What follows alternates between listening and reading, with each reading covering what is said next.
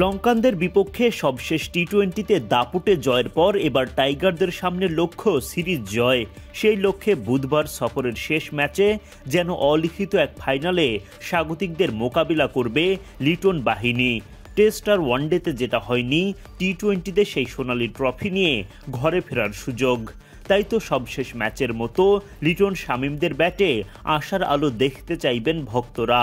সাথে রিশাদ মুস্তাফিজ, শরীফুল সাইফুদ্দিনরা যদি ফের জ্বলে ওঠেন বল হাতে, তাহলে তো সোনায় সোহাগা। সিরিজের শেষ ম্যাচে কেমন হতে যাচ্ছে টাইগারদের সেরা একাদশ, সেটাই দেখে নেওয়া যাক একে একে। ওপেনিংয়ে পরিবর্তনের কোনো সম্ভাবনা নেই। দুই বাঁহাতি তানজিদ তামিম ও পারভেজ ইমন একসাথে শুরু করবেন।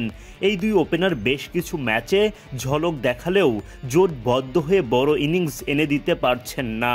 সিরিজ জেতার লক্ষ্য নিয়ে নামা ম্যাচে তাদের কাছে প্রত্যাশা থাকবে তারা যেন ওপেনিংয়ে বড় জুটি করতে পারেন।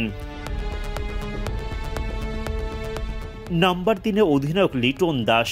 গেল ম্যাচে ৭৬ রানের দারুণ একটা নক খেলে ম্যাচ সেরার পুরস্কার ওঠে তার হাতে। এই ম্যাচেও তার ব্যাটে তেমনই একটা ইনিংস দেখার অপেক্ষা করবেন ভক্তরা।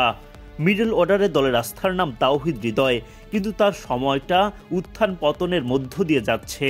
হৃদয়কে তার পুরনো মারকুটে রূপে দেখার অপেক্ষা এখন। অলরাউন্ডার মেহেদী হাসান মিরাজ বল হাতে দলকে বেশ ভালো সার্ভিস দিলেও ব্যাট হাতে এখনও ঘুরপাক খাচ্ছেন চোরাবালিতে। তবুও আস্থা তার উপরই। এবার নিশ্চয়ই ব্যাটে বলে যোগ্য প্রতিদান দেবেন এই অলরাউন্ডার। দলের ফিনিশিং রোলে থাকবেন শামীম পাটোয়ারি ও জাকের আলী অনিক। শামীমের আলাদা করে প্রশংসা করতেই হয়। খ্যাপাটে ব্যাটিং আর দুর্দান্ত ফিল্ডিংয়ে সিরিজ নির্ধারণী ম্যাচে তিনি হতে পারেন দলের জন্য গেম চেঞ্জার। শামীম জাকের বাদেও শেষ দিকে দলের ভরসা হতে পারেন pace bowling allrounder Mohammad Saifuddin.